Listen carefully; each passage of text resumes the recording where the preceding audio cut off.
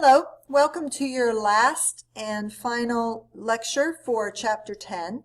This one's a lot of fun. This is a little bit different than what we've been doing with the arithmetic and the geometric sequences and series, but this is still a series because you're still summing. So we're still going to put these together, but now we're going to talk about binomial coefficients and binomial expansion that we have done before, and a lot of times you just do it automatically. But I'd like you to look at this triangle. If I have binomial means 2, so I've got two terms. I'm going to add them to the 0 power, well, that's equal to 1. If I add them to the first power, that is just simply a plus b.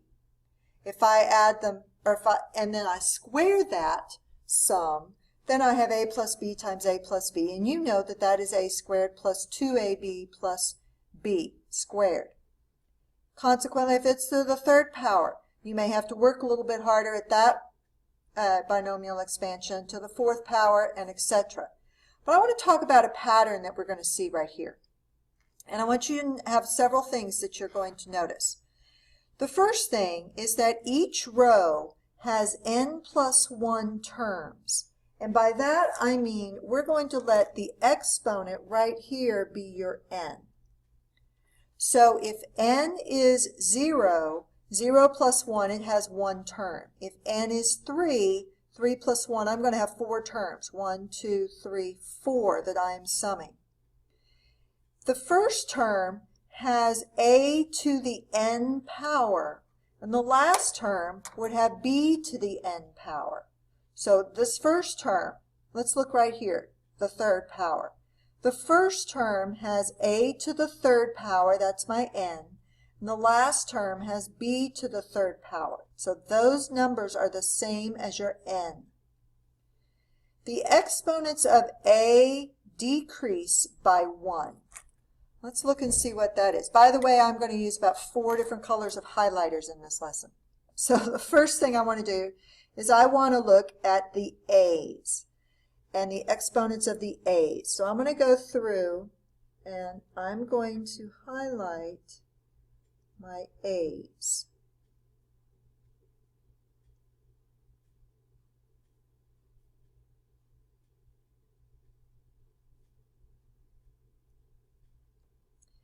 And they decrease by 1. So if you notice that they start with the n value, here it was at 2 and then it went at 1. Here it's at 4 because n is 4 and it goes 4, 3, 2, 1. And then a to the 0 power basically because that's 1. But we don't write that down. And the b increase by 1. So I'm going to make those pink. My b's.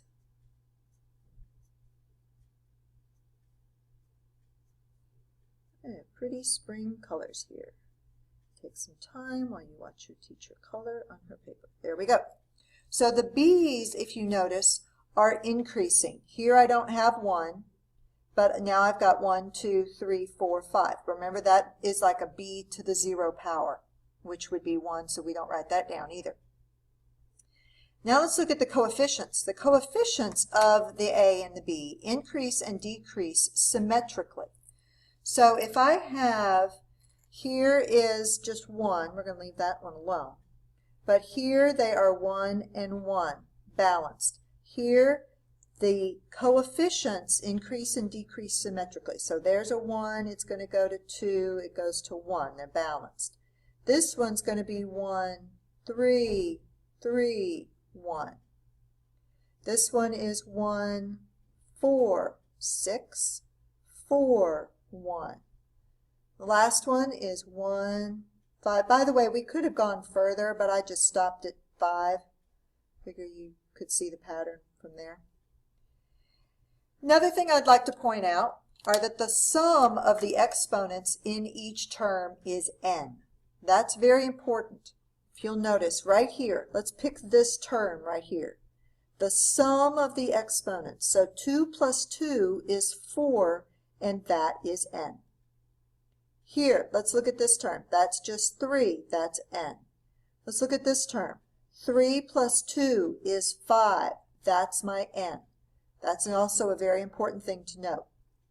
Now, these patterns, you can do all sorts of things. You don't now need to write out the binomial.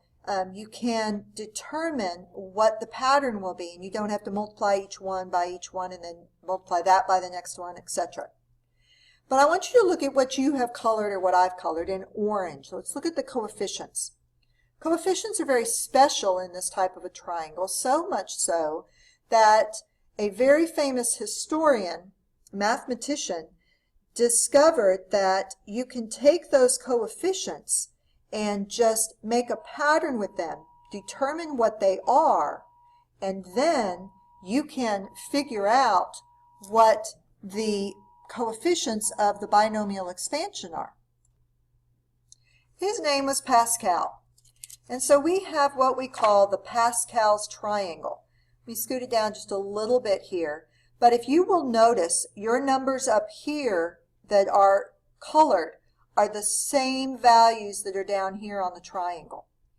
And so I just took out all the A's and the B's.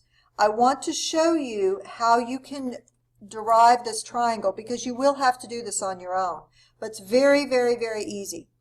If you notice, the outer part of the triangle are all ones. If you notice, the inside then, it's a triangle. Not only is the large triangle visible, but if you take those two numbers and add them, they give you that bottom number.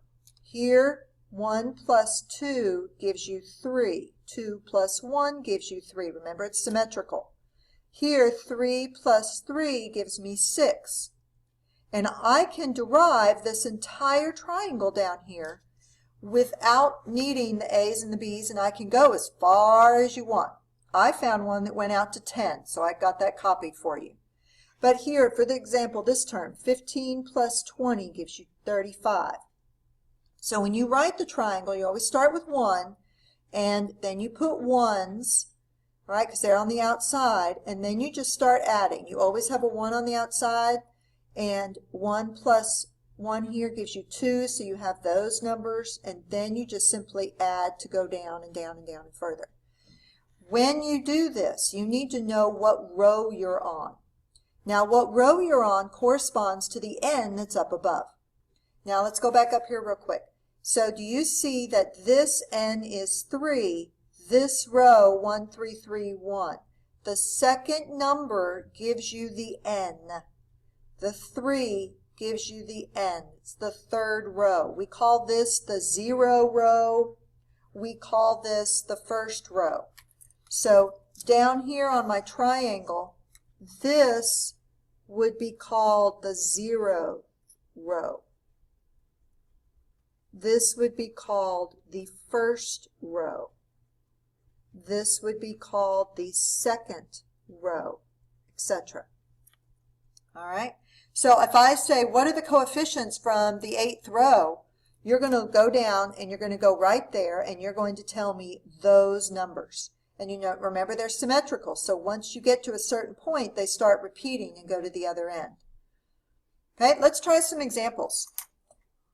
Example 1 is we are going to expand a plus b to the 6th power.